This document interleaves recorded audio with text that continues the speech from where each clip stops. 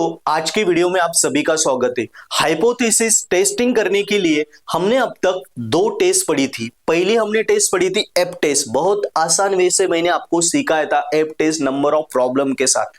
बाद में हमने पढ़ा था टी टेस्ट। टी टेस्ट में नंबर ऑफ वैरायटी थी, तो नंबर ऑफ प्रॉब्लम के साथ मैंने टी टेस्ट को आपको बहुत आसान वे से समझाया था। अभी थर्ड आता है, अगेन इंपॉर्टेंट है, जिसका नाम है चाय स्क्वायर टेस्ट। दोस्तों ये चाय स्क्वायर टेस्ट क्या है, कहां पे यूज करता है, जस्ट ब्रीफ में मैं आपको बता देता हूं। जब सब बहुत बड़ा पॉपुलेशन है, वहां पे हमें कुछ कंसिडरेशन करना है कि हाँ ये जो हमने कंसिडर किया ये ट्रू है या फॉल्स है। वो जब हमें कंफ्यूजन हो जाता है कि यस ये ट्रू है या फॉल्स है, कब? जब हमने कुछ डेटा, कुछ बड़े पॉपुलेशन का कुछ डेटा निकाला, ओके, वो हो गया हमारी एक्सपेक्टेड ऑब्जर्वेशन। और जब हम एक्चुअल प्रोजेक्ट पे वर्क करेंगे, हमने एक्सपेक्ट किया था कि ये वैल्यूज आनी चाहिए, और जब एक्चुअली हम प्रोजेक्ट पे वर्क जाते, ग्राउंड लेवल पे काम करते, तो अलग वैल्यूज आती। तो जो हमने एज्यूम की थी और जो एक्चुअल वैल्यू आ गई, उनमें बहुत ज्यादा डिफरेंस आता है। तो वहां पे हाइपोथेसिस हमने जो टेस्ट किया था, ये सही था या गलत था, वो एक्चुअली फाइनल रिजल्ट देना बहुत डिफिकल्ट हो जाता है। वो यप टेस्ट से भी पॉसिबल नहीं होता और टी टेस्ट से भी पॉसिबल नहीं होता। तो उस टाइम पे क्या करें? उस टाइम पे हमें ये चाय स्क्वायर टेस्ट मदद करता है। दोस्तों हमें मालूम है ऑलरेडी, यप टेस्ट और टी टेस्ट हम कब कर पाते हैं? जब आपका ऑब्जर्वेशन 30 से बिलो, 30 से छोटे मतलब 29, 28, 30 से छोटे ऑब्जर्वेशन होते हैं, तभी हम यप टेस्ट और टी टेस्ट यूज करते हैं। लेकिन चाय स्क्वायर टेस्ट को आपको कोई भी बंधन नहीं है। सो एक इंपॉर्टेंट टेस्ट है, जब आपके ये दोनों भी टेस्ट फेल होते हैं, तो वहां पे ये टेस्ट काम करता है और ये आपको फटाक से रिजल्ट दे देता है कि ऑब्जर्व फ्रीक्वेंसी और एक्सपेक्टेड फ्रीक्वेंसी में कितना भी बड़ा डिफरेंस हो, आपको यू मिनट में आंसर आ जाएगी। अभी आपको इतना डिटेल में नहीं समझेगा, लेकिन आगे जाके हम जब प्रॉब्लम्स लेंगे तो आपको यू मिनट में समझ जाएगा, यार सर क्या बोल रहे थे, ये तो बहुत आसान था। यस, सो पहले देख लेते हैं। देखिए चाय स्क्वायर टेस्ट को डिनोट कैसे करते? एक्स स्क्वायर से। सो ये एक्स जो है इसे चाय बोलते, और स्क्वायर मतलब स्क्वायर, ये चाय और ये स्क्वायर, सो ये हो गया चाय स्क्वायर टेस्ट। सो इसको मैथमेटिकली डिनोट करते हैं एक्स स्क्वायर से। मैं इसे एक्स स्क्वायर ही बोलूंगा, लेकिन एक्चुअली इसका उच्चार चाय स्क्वायर, इस एक्स को चाय बोलते, चाय स्क्वायर ही आपको बोलना है। ओके, बाद में इसमें दो फॉर्मूले आपको याद रखने। एक्स स्क्वायर मतलब chi square is equal to, उसका सफिक्स में मैंने लिखा है k minus P minus 1 is equal to summation O minus E whole square upon E. Okay, और डिग्री ऑफ फ्रीडम DOF मतलब degree of freedom k minus P minus 1। ये दो फॉर्मूले पे पूरा चाय स्क्वायर टेस्ट डिपेंडेंट है। एकदम सिंपल टॉपिक है। चलो आपके एग्जाम्पल के साथ हम इसे देखते हैं, तो आपको यू मिनट में सॉल्व हो जाएगा। कैलसी आपके साथ लीजिए। देखिए question number 1, a coin is tossed 160 times, following are expected and observe frequencies of number of heads, find the value of chi square. Okay, और एक्स स्क्वायर की वैल्यू हमें फाइंड करनी, बराबर। सो देखिए यहाँ पे मैंने एक्स स्क्वायर का आपको फॉर्मूला दिया था ओ माइनस ई अपॉन ई। ओके, ओ मतलब ऑब्जर्व फ्रीक्वेंसी, ई मतलब एक्सपेक्टेड फ्रीक्वेंसी, दोनों की सब्सट्रैक्शन करनी, होल स्क्वायर करना है, और नीचे आपको फिर से एक्सपेक्टेड फ्रीक्वेंसी लेनी है। ये आपका फॉर्मूला है।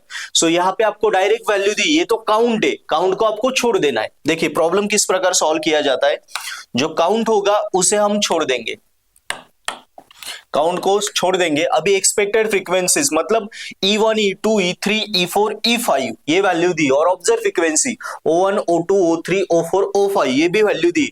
जस्ट फॉर्मूले में पुट करना है और सॉल्व करना है। सो चलो पहले हम सॉल्व करते हैं प्रॉब्लम। पहले गिवन डेटा लिखते, this is very important. Okay, अभी ये क्या दिया है बाकी सब भूल जाओ, जो दे एक्सपेक्टेड और ऑब्जर्व फ्रीक्वेंसी आपको दी होगी, तो बाकी कुछ नहीं देखने का, डायरेक्ट फॉर्मूला लगा लो और फॉर्मूले वैल्यू डालो, आपका आंसर आ जाएगा। यस, एकदम सिंपल प्रॉब्लम है। एक्सपेक्टेड मतलब ई वाली फ्रीक्वेंसी है। सो गिवन है E1 17, E2 52, E3 54, E4 31, E5 6, 17, 52, 54, 31, 6 expected है। ओके, अभी ऑब्जर्व मतलब ओ series, O1, O2, O3, O4, O5, 10, 40, 60, 40 और 10। ओके, एक्सपेक्टेड ऑब्जर्व फ्रीक्वेंसी मैंने लिख ली। अभी हम फॉर्मूला लिखेंगे। क्या फॉर्मूला है अपना?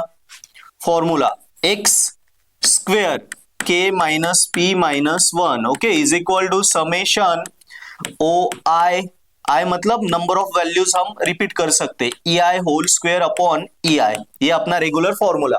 अभी वैल्यूज डाल देंगे। हमें क्या पूछा है, सिर्फ एक्स स्क्वायर पूछा है। ओके, सो एक्स स्क्वायर की वैल्यू क्या लेनी है, हमेशा जितने ऑब्जर्वेशन होते वो आपका के हो गया 1 2 3 4 5, सो 5 माइनस पी, पी हमेशा 0 लो, और 1 1 ये माइनस है। ओके, यहां पे अभी वो फॉर्मूला डालेंगे, समेशन, समेशन नहीं लिखना, अभी डायरेक्ट फॉर्मूला लिखना है। देखिए O minus E whole square upon E, formula कैसे बनाते, O minus E whole square upon E, so पहला 1 है, so O one minus E one whole square upon E one, O minus E whole square upon E, I मतलब इसे repetition. सो अभी second के लिए, third के लिए, फोर्थ और फिफ्थ हो गया फॉर्मूला।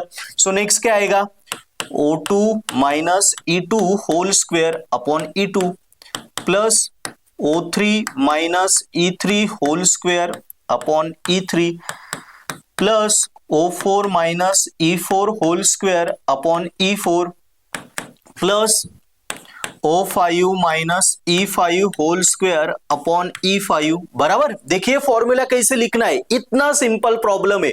जब कभी आपको चाई स्क्वायर का प्रॉब्लम आएगा, फॉर्मूला बनाना एकदम सिंपल है, प्रॉब्लम सॉल्व करना एकदम सिंपल है। सिर्फ आप क्या करें, ऑब्जर्व और एक्सपेक्टेड फ्रीक्वेंसी ढूंढ ले प्रॉब्लम में।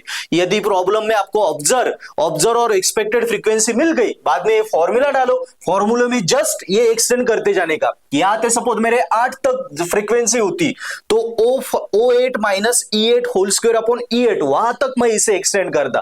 मतलब जितनी फ्रीक्वेंसी होती है वहां तक इस फॉर्मूले को आपको एक्सटेंड करना है। सिर्फ एक ही छोटा सा फॉर्मूला है, बस खत्म। अभी इसमें वैल्यूज डालेंगे, कैलसी पे लेंगे, खत्म अपना प्रॉब्लम। तो देखिए कैसे करेंगे, अभी वैल्यूज डालेंगे।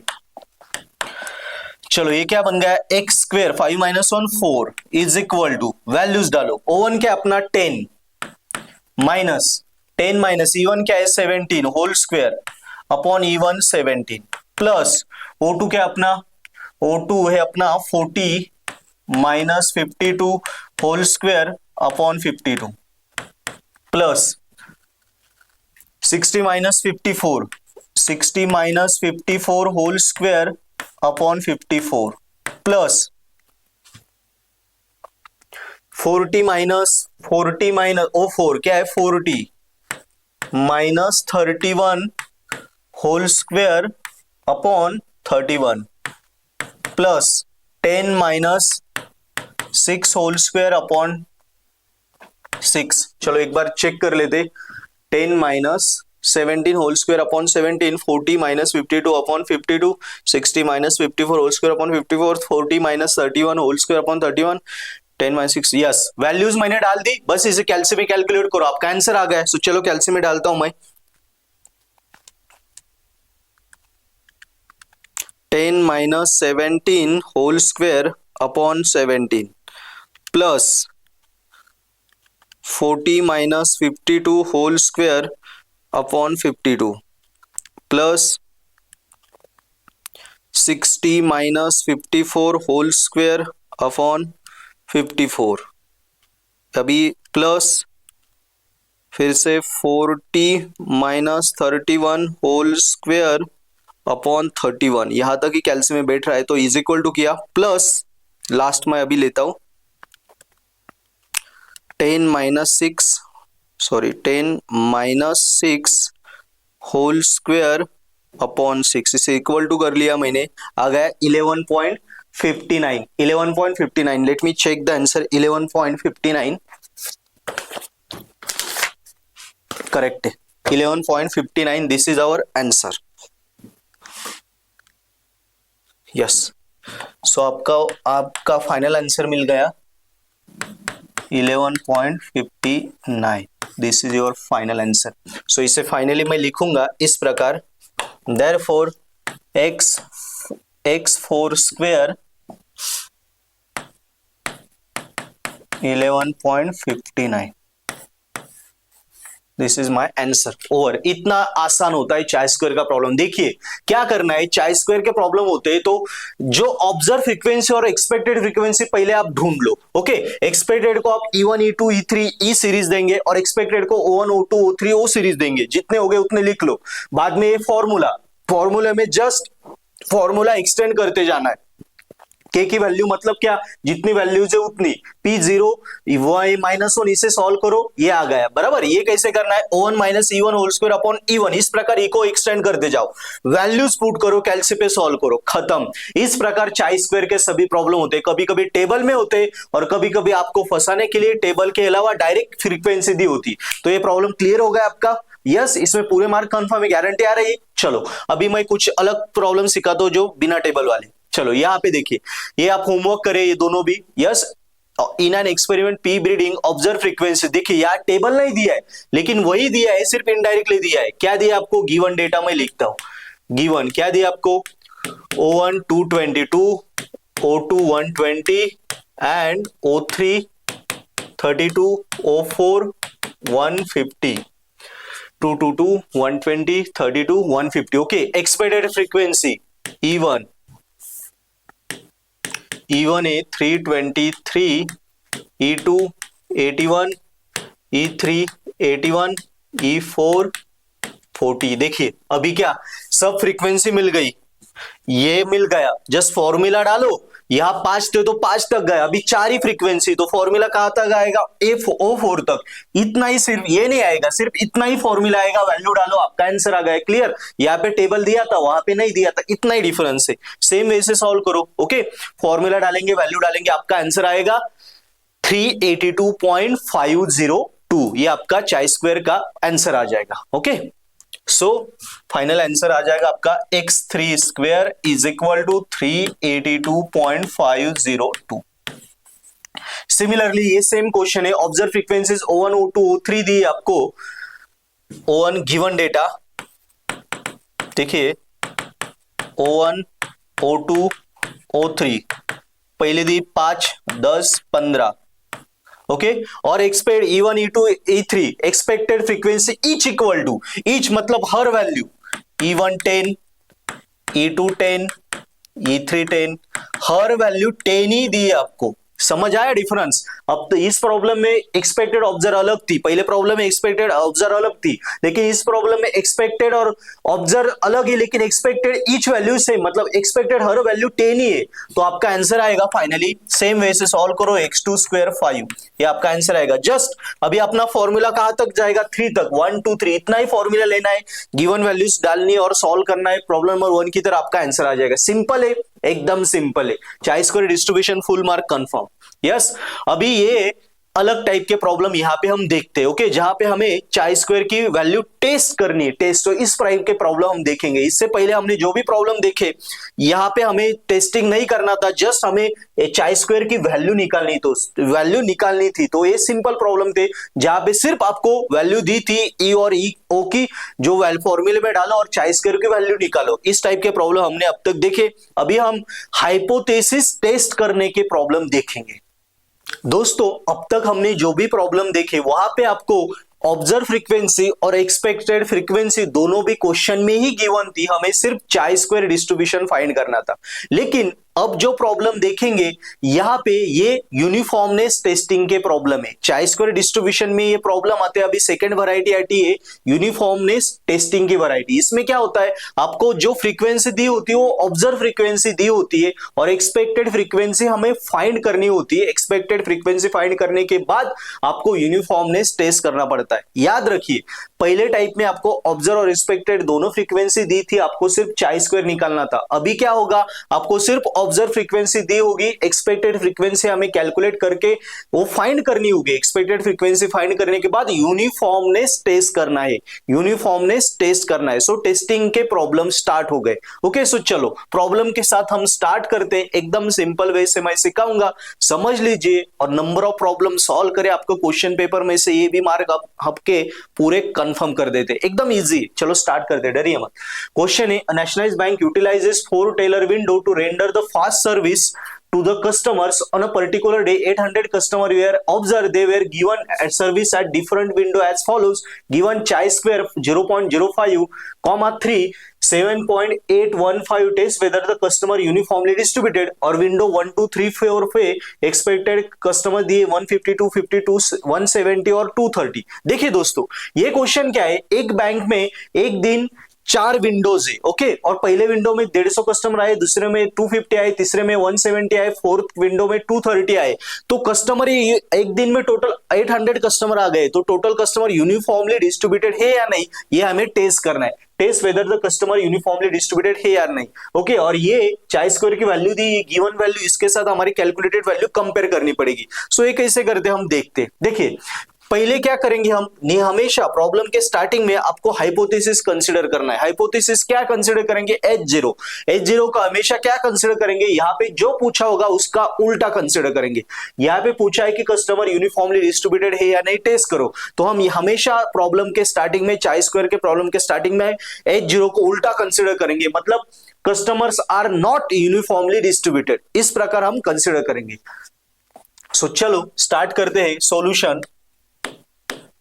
पहले आप लिखेंगे let H0 is equal to customers, properly समझ लो, are not uniformly distributed. Properly समझ लो, एक प्रॉब्लम समझ गए आप, हर प्रॉब्लम सॉल्व कर सकते। Customers are not uniformly distributed, okay. हमने ये हाइपोथेसिस कंसीडर कर लिया। अभी हमें सॉल्व करके चेक करना ये ट्रू है या नहीं। अभी हमें क्या क्या दिए, जो फ्रीक्वेंसी दी होगी वो आपकी गिवन फ्रीक्वेंसी मतलब ऑब्जर्व फ्रीक्वेंसी होगी। याद रखिए इस प्रॉब्लम में जो फ्रीक्वेंसी दी है सिर्फ ऑब्जर्व फ्रीक्वेंसी, मतलब O1 O2 O3 O4 150 250 given frequencies है O1 150, उन्हें ऑब्जर्व फ्रीक्वेंसीज कंसीडर करेंगे 250, O3 170, O4 230। Let me check, 70 230, okay yes. यहां पे एक्सपेक्टेड फ्रीक्वेंसी दी ही नहीं है। पहले वाले प्रॉब्लम देखिए, यहां पे ऑब्जर्व फ्रीक्वेंसी भी थी, एक्सपेक्टेड भी थी, करेक्ट। ऑब्जर्व भी थी, एक्सपेक्टेड भी थी, दोनों भी दी थी। जस्ट फॉर्मूले में डाले, सॉल्व किया, क्लियर है। डिफरेंस समझ आ गया। यहाँ पे ऑब्जर्व एक्सपेक्टेड दोनों भी फ्रीक्वेंसी दी थी, और यहाँ पे सिर्फ आपको जो फ्रीक्वेंसी दी होगी यूनिफॉर्मनेस के प्रॉब्लम में वो सिर्फ ऑब्जर्व होगी। अभी हमें एक्सपेक्टेड फ्रीक्वेंसीज फाइंड करनी होगी। सो यूनिफॉर्मनेस के टाइप में आपको एक्सपेक्टेड फ्रीक्वेंसीज फाइंड करनी होती। तो एक्सपेक्टेड फ्रीक्वेंसी कैसे कैलकुलेट करेंगे, देखिए ऑब्जर्व लिख ली, उसके नीचे लिखेंगे एक्सपेक्टेड फ्रीक्वेंसी। इसे कैसे कैलकुलेट करते हैं, याद रखिए सिंपल है, इज इक्वल टू ऑब्जर्व की टोटल कर लो, उसका एवरेज निकालना है 150। एवरेज कैसे निकालते हैं, सभी ऑब्जर्व फ्रीक्वेंसी के addition upon number of observation. Number of observation कितने, 1 2 3 4 अपॉन 4। सो ये कैलकुलेट कर लेते हैं, 150 plus 250 plus 170 plus 230 upon 4, okay. So ये बन गया 800 अपॉन 4, तो दिस बिकम्स 200। ये जो 200 आ गई ये हो गया आपकी एक्सपेक्टेड फ्रीक्वेंसी हर ऑब्जर्व फ्रीक्वेंसी के अगेंस्ट। सो E1 लिखेंगे हम सेम वैल्यू, यूनिफॉर्मनेस 200, ये एक्सपेक्टेड चाहिए। E2 भी 200, ओके। E3 200, और 4 फ्रीक्वेंसी ऑब्जर्व है तो एक्सपेक्टेड भी 4 ही लिखनी, 200। यहां तक क्लियर हो गया। देखिए लास्ट टाइप और इस टाइप में डिफरेंस है। लास्ट टाइप में, लास्ट वैरायटी में आपको एक्सपेक्टेड ऑब्जर्व दोनों फ्रीक्वेंसी दी थी, यहां सिर्फ ऑब्जर्व दी थी, उससे हमने उसका टोटल कर लिया upon number of observation, average निकाल लिया, तो हो गई आपकी एक्सपेक्टेड। एक्सपेक्टेड यूनिफॉर्मनेस में सेम ही लिखनी है, एक्सपेक्टेड फ्रीक्वेंसी यूनिफॉर्म के प्रॉब्लम में सेम ही लिखनी है, ओके। अभी अपना फॉर्मूला लिखेंगे, चाय स्क्वायर के फॉर्मूले के साथ सॉल्व करेंगे। सो अपना फॉर्मूला क्या है, yes, so x 1 2 3 4, okay, k minus p minus 1 whole square, एकदम सिंपल है, प्रॉपर ध्यान दे दो, summation OI minus EI whole square, बाकी सभी अभी सेम करना है upon EI, just put the values, okay. So x square के कितना है 1 2 3 4, 4 minus 0 minus 1, so O1 minus E1 whole square upon E1 plus O2 minus E2 whole square upon E2, है ना इजी एकदम, plus O3 minus E3 whole square upon E3। यही method आप use करें, text book की method मत use करें। This is the very simple method I am teaching you. यही मेथड से हर प्रॉब्लम सॉल्व करें। अभी जस्ट वैल्यूज पुट करेंगे और कैलकुलेट करेंगे। सो एक्स स्क्वायर 4 माइनस 1 कितना बन गया 3, ये हो गया 3। O1 क्या अपना 150 माइनस 200, O1 150, यहाँ पे वैल्यू डालो O1 minus E1 whole square upon E1, O1 है 150 minus E1 200 whole square upon 200, okay, upon E1, E1 है अपना 200 प्लस आगे 250 माइनस 200। देखिए सेम कर रहे हैं जैसे लास्ट प्रॉब्लम किए थे उसी प्रकार आपको करना है, जस्ट समझ लीजिए। पहला प्रॉब्लम 200, बाद में O3 माइनस E3, यहाँ पे O3 है 170 minus 200 whole square upon 200 plus 230 minus 200 whole square upon 200। चलो इसे कैलकुलेट करते हैं। सो x3 स्क्वायर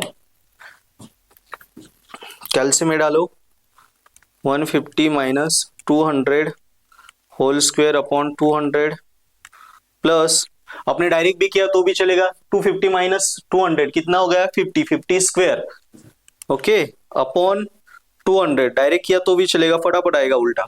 170 माइनस 200 मतलब माइनस 30, सो ब्रैकेट लीजिए, माइनस आया तो ब्रैकेट लेना आपको तभी आंसर करेक्ट आएगा। Minus of bracket 30 whole square upon 200 plus 230 minus this, so 30 square upon 200, so this becomes 34। ये वैल्यू आ गई आपकी 34। सो देखिए दोस्तों ये अपनी आ गई कैलकुलेटेड वैल्यू। इसे किस प्रकार लिखना है, इस प्रकार, ये आ गई आपकी कैलकुलेटेड वैल्यू। इसके नीचे आपको गिवन वैल्यू लिखनी है। गिवन वैल्यू क्या दी है आपको, देखिए गिवन वैल्यू क्या है, चाई स्क्वायर मतलब एक्स स्क्वायर की 0.05 सिग्निफिकेंस लेवल पे x3 की, ओके, एक्स स्क्वायर 3 की। इसे कैसे लिखना है, इस प्रकार से x चाय मतलब चाय स्क्वायर ये 3, ओके, डिग्री ऑफ फ्रीडम, और ये 0.05% सिग्निफिकेंस पे 7.815, मतलब ये एक्चुअली मैथमेटिकली ऐसे लिखते हैं ये गिवन वैल्यू। सो ये वैल्यू वहां पे लिखेंगे x3 स्क्वायर बराबर x3 आ गया ना अपना, तो x3 स्क्वायर की वैल्यू दी है 0.05, मतलब ये सिग्निफिकेंस लेवल है। इसके ऊपर हमें टेस्ट करना है, लिखा नहीं लिखा तो भी चलता है, ओके। कितना दिया है 7.815, 7.815 ये वैल्यू है गिवन वैल्यू। तो अभी हमें क्या ऑब्जर्व हो रहा है, देखिए क्या आपको ऑब्जर्व हो रहा है कि ये जो गिवन वैल्यू है ये कैलकुलेटेड वैल्यू से छोटे आ गए। सो यहां पे हम लिखेंगे देयरफॉर कैलकुलेटेड वैल्यू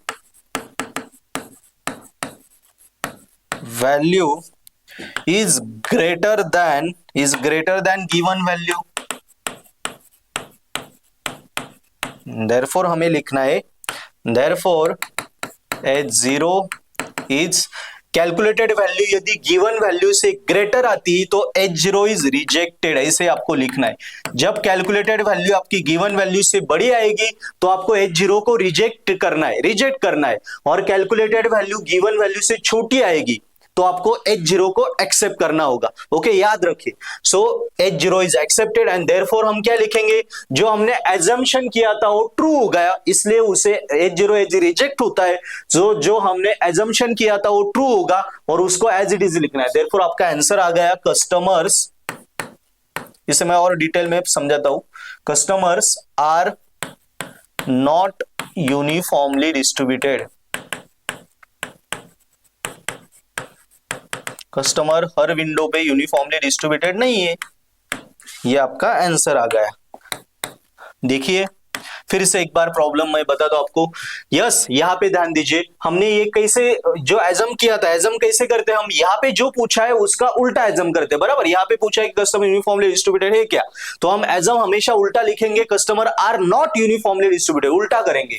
और जब आपकी लास्ट में कैलकुलेटेड वैल्यू यदि गिवन वैल्यू से बड़ी आती है तो आपको लिखना है h0 इज रिजेक्टेड, मतलब जो एग्जाम्पशन किया था वो रिजेक्ट हो गया। रिजेक्ट होने के बाद वो जो निगेटिव हमने लिखा था वही एज इट इज आपको लिख लेना है। सो ये आपका आंसर आ गया। यदि ऐसा होता कि कैलकुलेटेड वैल्यू, अभी सेकंड केस ये तो आपका प्रॉब्लम खत्म हो गया, अभी सेकंड केस बताता हूं। यदि आपकी कैलकुलेटेड वैल्यू बराबर सपोज ये आ जाती है सपोज 6.124 और गिवन वैल्यू क्या अपनी, गिवन वैल्यू अपनी कितनी 7.18 बराबर।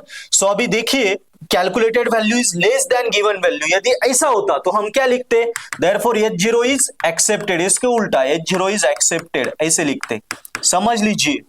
यस, यदि कैलकुलेटेड वैल्यू गिवन ये आ जाती, मतलब गिवन वैल्यू से कुछ भी आ जाती लेकिन गिवन वैल्यू से छोटी आ जाती, तो हम क्या लिखते हैं, H0 इज एक्सेप्टेड। यदि कैलकुलेटेड वैल्यू गिवन वैल्यू से छोटी आती तो हम लिखते हैं H0 इज एक्सेप्टेड। एक्सेप्टेड हो गया तो इसका उल्टा लिखना है, इसका उल्टा मतलब ये फॉल्स हो गया ना, तो फॉल्स मतलब इसका उल्टा लिखना है, customer are uniformly distributed, therefore customer are uniformly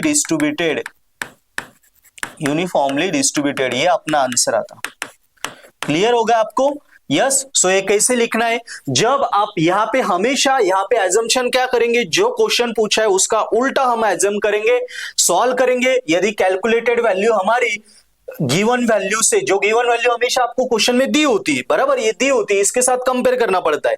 सो इस वैल्यू से कैलकुलेटेड वैल्यू बड़ी आएंगी तो हम बोलेंगे H0 इज रिजेक्टेड। रिजेक्ट होने के बाद ये आंसर आपको एज इट इज लिखना है, क्योंकि जो हमने एजम किया वो फॉल्स हो गया, इसलिए उसे एज इट इज लिखना है। लेकिन यदि कैलकुलेटेड वैल्यू आपकी गिवन वैल्यू जो होती है उससे छोटी आ गई तो आपको बोलना है H0 इज एक्सेप्टेड, उसके उल्टा एक्सेप्टेड हो गया तो क्या हो गया, ये एक्सेप्ट हो गया, तो ये इसका उल्टा लिखना है, क्योंकि हमने एजम उल्टा किया था तो उसके उल्टा लिखना है, customer are not uniformly distributed, ये गिवन है तो यहाँ पे एक्सेप्ट होता है तो इसका उल्टा लिखेंगे, customer are uniformly distributed. Clear आपको? सो इस प्रकार ये आपको प्रॉब्लम सॉल्व करना था। चलो ये मैं निकाल देता हूं, अभी आपको प्रॉब्लम फिर से रिवाइज कर देता हूं। देखिए क्या था, एक बैंक में एक दिन में इतने कस्टमर आ गए, यहां देखने से ही पता चलता है कि टोटल 800 कस्टमर आते हैं, तो हर विंडो पे 400 200 200 200 200 हो गए तो ही कस्टमर यूनिफॉर्मली डिस्ट्रीब्यूटेड हो गए, तो ऑब्वियसली नहीं है डिस्ट्रीब्यूटेड। ओके, यूनिफॉर्मली डिस्ट्रीब्यूटेड नहीं है तो हम क्या बोलेंगे, अभी क्वेश्चन में क्या लेंगे, ये जो वैल्यू दी इसे O1 O2 O3 O4 बोलेंगे। देखिए पहले हमने एजम कर लिया customer are not uniformly distributed, assumption हमेशा आपको उल्टा करना है, not uniformly distributed, O1 O2 O3 O4 आपको लिख लेना है। बाद में एक्सपेक्टेड फ्रीक्वेंसी कैसे करेंगे, ऑब्जर्व फ्रीक्वेंसी के addition upon number of frequency, observe frequency के addition upon number of frequency कितनी, 4, तो आ गया 200, ये आ गई एक्सपेक्टेड फ्रीक्वेंसी। यूनिफॉर्म के प्रॉब्लम में, यूनिफॉर्मनेस टेस्ट करने के प्रॉब्लम में एक्सपेक्टेड फ्रीक्वेंसी आपको सेम ही लिखनी है, सेम ही आएगी। सो E1 E2 E3 E4 same आ गई, ये 4 है तो ये 4, अपना फॉर्मूला डाला, फॉर्मूले में वैल्यू डाली, वैल्यू डालने के बाद कैलसी पे कैलकुलेट किया तो कैलकुलेटेड वैल्यू आ गई 34, विच इज, और उसके नीचे हमें लिखनी है गिवन वैल्यू। गिवन वैल्यू भी यहाँ पे दी होती है, चाई स्क्वायर 3, ये सिग्निफिकेंस लेवल, ये वैल्यू। ओके, सो ये वैल्यू गिवन है, उसे मैंने लिख लिया। अभी मुझे समझ आ गया कि calculated value is given value से बड़ी आ गई, therefore H0 is rejected, reject हो गई तो ये फॉल्स हो गया, एज इज लिखो, customer are not uniformly distributed. Clear? आपको प्रॉब्लम समझ में आ गया?